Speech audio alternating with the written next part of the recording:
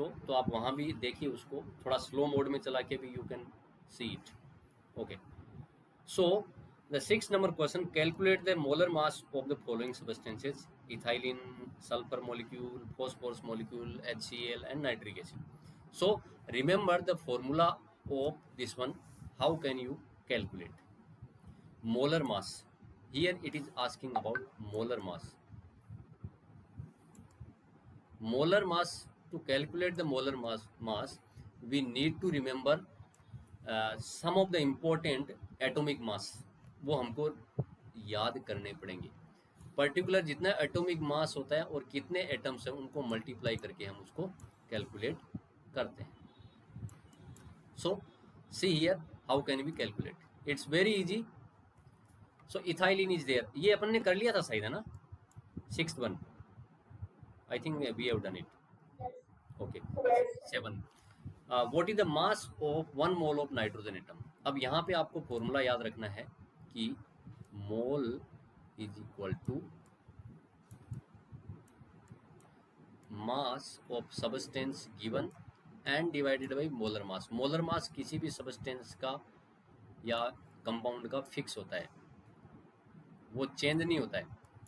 ये हाँ क्या 7 ही करवा रहे हैं बेटा, 7 ही करवा रहे हैं आप। पहले आप मेरी बात को ध्यान से सुनिए। मोल का फॉर्मूला आपके यहाँ पे इस पीडीएफ में देखिए आप दिया हुआ है, number of moles is equal to mass of the substance which is given to us and molar mass. ये फॉर्मूला आपको दिमाग में रखना है, बहुत जगह काम आएगा आपके।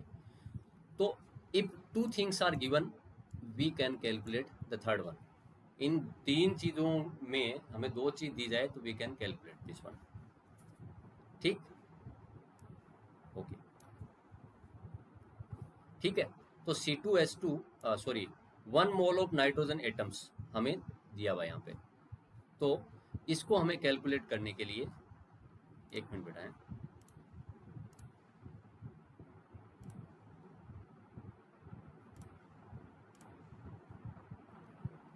ओके। सो नाइट्रोजन का एटॉमिक मास कितना होता है,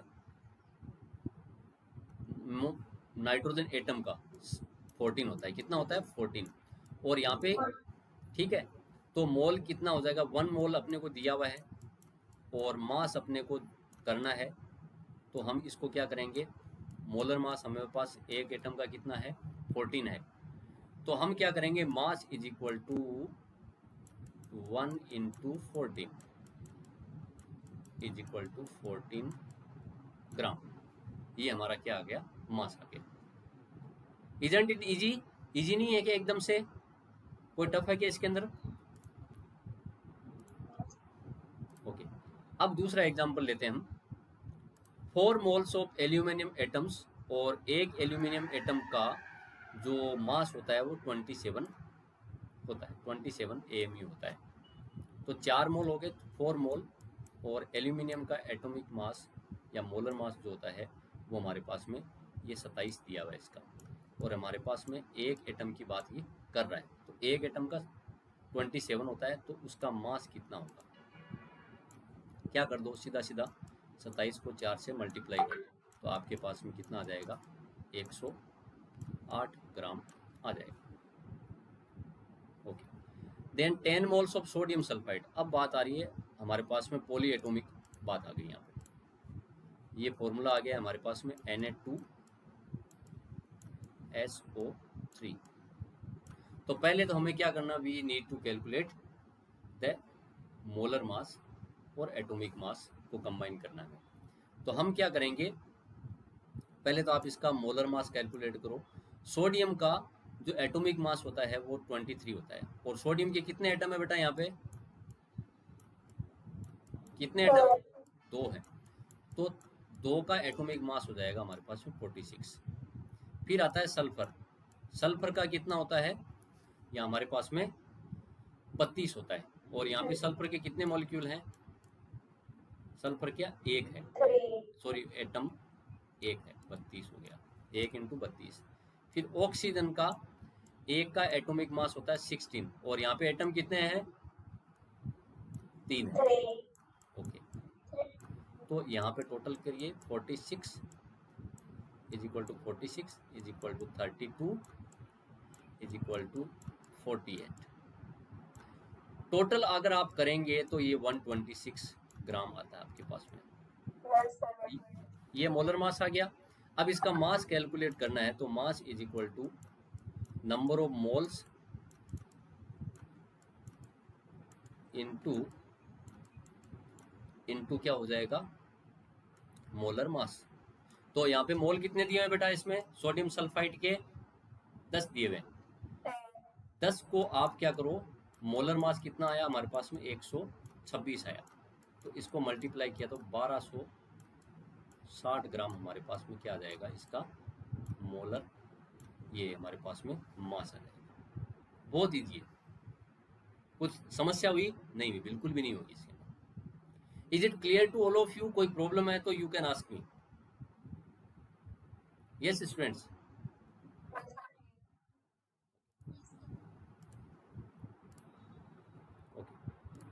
नाउ कन्वर्ट इनटू मोल। अब ये कह रहा है कि इसको मोल में कन्वर्ट करना। एक सीधी सी बात है कि आपको इस तरह के क्वेश्चन आए तो वो फॉर्मूला लिख लेना। आपको दो फॉर्मूले आपके दिए हुए हैं, mole is equal to mass divided by molar mass. ये फॉर्मूला अपने दिमाग में एकदम फिक्स रखना है और इसके इर्द गिर्द हमें काम करना है, ठीक है। Okay, 12 gram of oxygen gas, यानी हमें क्या दिया गया है, मास दिया गया है, वो कितना है, इज इक्वल टू 12 ग्राम। और इसका मोलर मास कितना होता है, mm means molar mass. Oxygen का कितना होता है, अब क्योंकि ऑक्सीजन गैस है तो ऑक्सीजन गैस का फॉर्मूला क्या है बेटा, ऑक्सीजन गैस का फॉर्मूला क्या है, O2। O2 है, तो इसमें ऑक्सीजन के कितने एटम हैं, 2 एटम है। कितने एटम बेटा, 2 एटम। और एक एटम का एटॉमिक मास कितना होता है, एक ऑक्सीजन एटम का 16 होता है, ठीक है ना।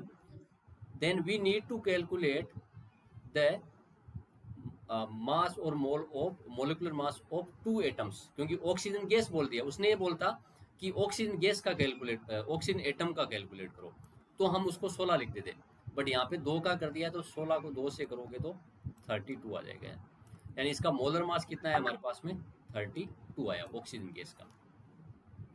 तो अब हमें कैलकुलेट करना है कि 12 ग्राम जो है उसका मोलर ऑक्सीजन का मोल कितने होंगे। तो आप क्या करेंगे, मोलर मास हमारा दिया गया मास है 12 और मोलर मास कितना है हमारा 32 है, तो इसको अगर अपन सिंप्लीफाई करेंगे तो 375 आंसर इसका मोल आ जाएगा। यानी 12 ग्राम ऑक्सीजन में इतने मोल होते हैं। Hopefully you are not having any problem here. Okay okay, then next 20 gram of water. तो वाटर का पहले तो मॉलिक्यूलर फॉर्मूला आप कैलकुलेट करो, तो वो कितना आता है, मॉलिक्यूलर मास कितना आता है, 18 ग्राम आता है, क्योंकि 2 + 16 तो 18 ग्राम आ गया। और 18 ग्राम सॉरी 20 ग्राम का ये पूछ रहा है, तो दिया गया मास 20 है और हमारे पास मॉलिक्यूलर मास है 18। तो जब हम करते हैं तो 1.11 मोल हमारे पास में अप्रोक्सीमेटली आ जाता है। इसी तरह से 22 ग्राम कार्बन डाइऑक्साइड का है। अब कार्बन डाइऑक्साइड तो कितना आ गया, CO2, इसका हमें मोलर मास निकालना है। कार्बन का कितना होता है बेटा, एटॉमिक मास 12, कितना होता है 12। ऑक्सीजन का एटॉमिक मास एक एटम का कितना होता है 16, तो 2 का कितना हो जाएगा, 2 का 32, तो टोटल कितना हो जाएगा 44। ये 44 इसका क्या हो गया, मोलर मास हो गया। और हमें दिया गया कितना है, 22 ग्राम है, दिया गया 22 है, 22/44 कर दो, इसको सोल्व करेंगे तो हाफ आ जाएगा, हाफ मोल आएगा। यानी 22 ग्राम कार्बन डाइऑक्साइड में कितना मोल है, हाफ या 0.5 मोल है। Very easy again. ओके, अब क्या करना है हमें, what is the mass of 0.2 mole of oxygen atom. इन्हीं सवालों को घुमा घुमा के दिया जा रहा है। यहाँ पे 0.2 मोल हमें दिया हुआ है, और ये बोल रहा है कि आप इस ऑक्सीजन एटम की जो है मास निकालिए आप। तो ऑक्सीजन के एक मोल का जो मोलर मास होता है वो कितना होता है बेटा? मोलर मास कितना होता है? 16 हो गया, ठीक, 16 ग्राम है। तो आप इसको क्या करो, 0.2 is equal two divided by 16, और ये आपको कैलकुलेट करना है। तो इसको मल्टीप्लाई कर दो, m इज इक्वल टू, ये इधर आ जाएगा 16 इंटू 0.2, ठीक। तो ये कितना आ जाएगा? 3.2 ग्राम आ जाएगा, ठीक। ये हमारा क्या आ गया? इसका मास आ गया। बहुत ईजी है। इसी तरह से 0.5 mole of water molecules we can calculate the mass very easily. यहाँ पे मास जो एक वाटर मॉलिक्यूल का आता है वो 18 ग्राम आता है। मोलर मास कितना आता है? 18 आता है, ठीक है। और इसको फॉर्मूले में पुट करेंगे तो हमारा 18 को आप क्या कर दो, 0.5 से मल्टीप्लाई कर दो, तो हमारे पास में कितना आ जाएगा? 9 ग्राम आ जाएगा। होपफुली ये भी कोई टफ नहीं है बिल्कुल भी।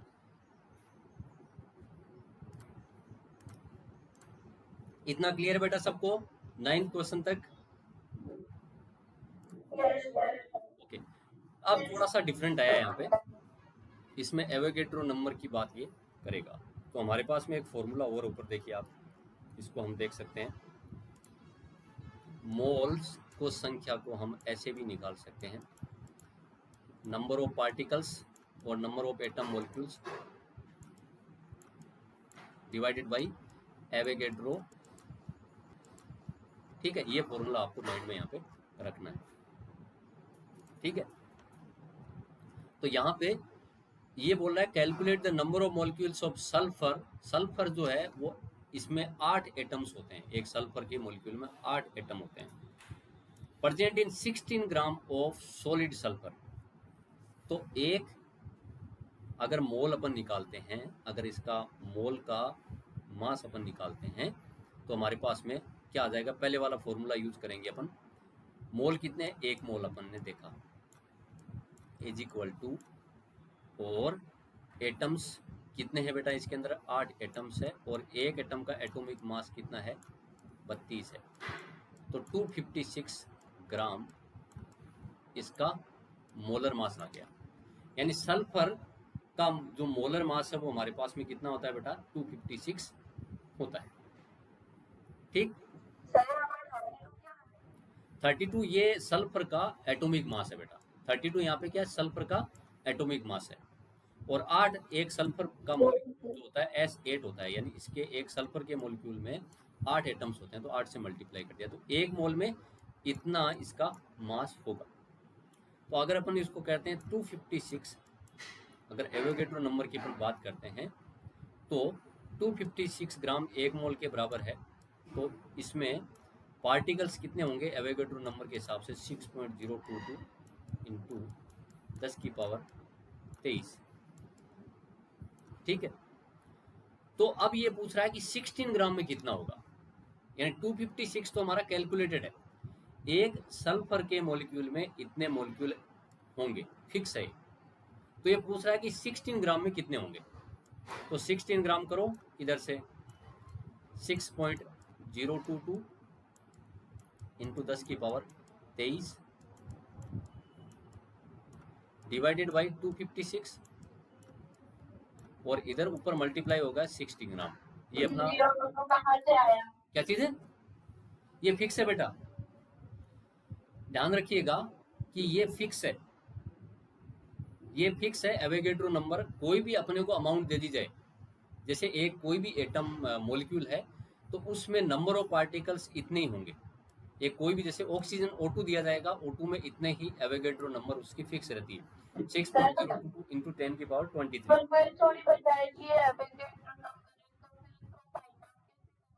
क्या चीज?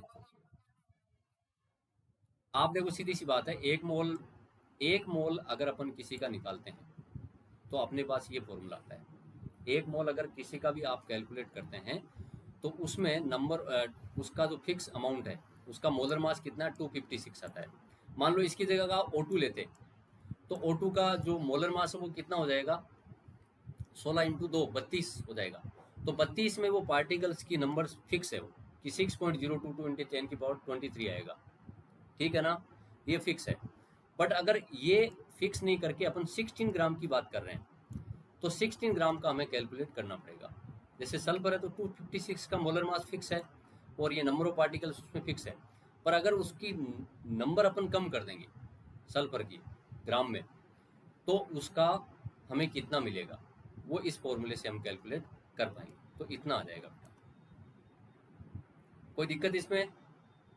आपको ये ध्यान रखना है कि कोई भी फॉर्मूला आपको दिया हुआ है तो उसका पहले तो उसका मोलर मास कितना होता है। मोलर मास हमेशा उस कोई भी मॉलिक्यूल का फिक्स होता है, ठीक है ना। जैसे कार्बन डाइऑक्साइड उसका फिक्स है कि 44 होगा उसका, उस 44 में ये जो नंबर है एवोगैड्रो नंबर वो इतना ही रहेगा। अब आपको 44 की जगह ये दे दे कि आप तो 22 का कैलकुलेट करो, तो आपको क्या करना है, 44 का यहाँ भाग देना और 22 से मल्टीप्लाई करना है, फिर उसका नंबर आ जाएगा। होपफुली आपको क्लियर है बेटा। सर इसमें जो आपने 16 ग्राम का निकाला है ना, इसमें जो आपने देखो, हाँ, अब ये मैथमेटिकल फॉर्मूला है बेटा। देखो हमारा, हम बोलते हैं कि सल्फर है, सल्फर का हमारे पास में 256 ग्राम है। 256 ग्राम कितने के बराबर है बेटा, 1 मोल के बराबर है। ये तो क्लियर है आपको, 1 मोल के बराबर है। तो 1 मोल में जब पार्टिकल्स की संख्या कितनी होगी, कितनी होगी, 6.022 इंटू 10 की पावर 23 है। इतना क्लियर है यहाँ तक? Yes sir. अच्छा, अब ये कह रहा है कि अगर 256 में इतने हैं तो 16 ग्राम में कितने होंगे, ठीक है ना। तो 16 ग्राम में कितने होंगे, इसके लिए हम क्या करेंगे, जैसे कोई भी संख्या यहाँ लिखते हैं अपन, इधर की साइड में नियम होता है मैथ्स का। तो ये वाली जो संख्या है यहाँ 256, ये इसके नीचे आ जाएगी। ये तो आप गणित में पढ़ते होंगे इसको तो। और ये जो संख्या जिसका पूछा जा रहा है वो ऊपर वाली संख्या से मल्टीप्लाई हो जाएगी। तो उसका कैलकुलेशन आप कर लीजिए, ठीक है। कोई दिक्कत बेटा? No sir. Okay, last question. Calculate the number of aluminium ions present in 0.051 gram of aluminium oxide. यहाँ पे क्या है, Al2O3, Al2O3 यहाँ पर, ठीक है। तो हमें पहले क्या करना है, एल्यूमिनियम ऑक्साइड का हमें कैलकुलेट करना मोलर मास। तो एल्यूमिनियम के कितने एटम्स हैं बेटा, यहाँ पे 2 हैं, और उसका जो एटॉमिक मास है वो दिया है, देखो आपको यहाँ पे 27 दिया है। यहाँ पे ये दे देगा, ज़्यादातर में आपको दे देगा। ऑक्सीजन के कितने हैं बेटा, एटम्स कितने हैं यहाँ पे, 3 है। और इसके जो एटॉमिक मास होता है वो 16 होता है एक का, ठीक है। इसको अगर अपन सोल्व करते हैं तो ये आता है 102 ग्राम आता है। अब एल्यूमिनियम ऑक्साइड का ये 1 मोल जो है, ये 1 मोल में इतना इसका मास होता है। यानी 1 मोल एल्यूमिनियम ऑक्साइड अगर आपने लिया तो उसका ये 102 ग्राम ये मोलर मास इसका होता है। इतना क्लियर है? अब देखो उसी तरह से वो आएगा ये क्वेश्चन, हमने ये कैलकुलेशन कर ली। अब हम आगे की बात करेंगे। 102 ग्राम एल्यूमिनियम ऑक्साइड में पार्टिकल्स की संख्या है 6.022 इंटू 10 की पावर 23। अब ये पूछ रहा है कि 0.051 ग्राम एल्यूमिनियम ऑक्साइड में कितना होगा। तो वो पहले वाला जैसा ही सवाल आ गया यहाँ पे, 0.051 6.022 इंटू 10 की पावर 23 डिवाइडेड बाई 102, और इसको मल्टीप्लाई अपन कर देंगे 0.051 से, तो हमारे पास में आ जाएगा, ये वैल्यू आ जाएगी 3.011 इंटू 10 की पावर 20, ठीक है। ये आ गया हमारा एल्यूमिनियम क्या चीज़ है?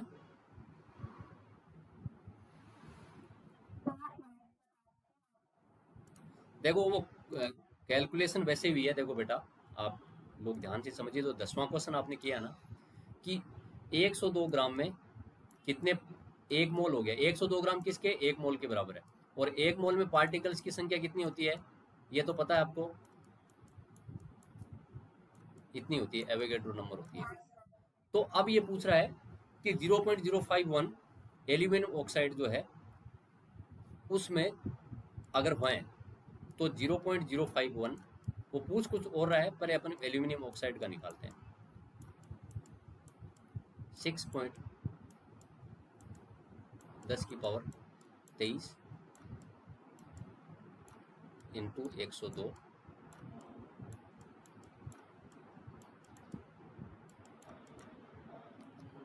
ठीक है। इसका हमारे पास वैल्यू आएगी 3.11 इंटू 10 की पावर 20 मोल। ठीक है, इतना मोलिक्यूल्स आ गया, यहाँ तक क्लियर है बेटा सबको? Yes, okay.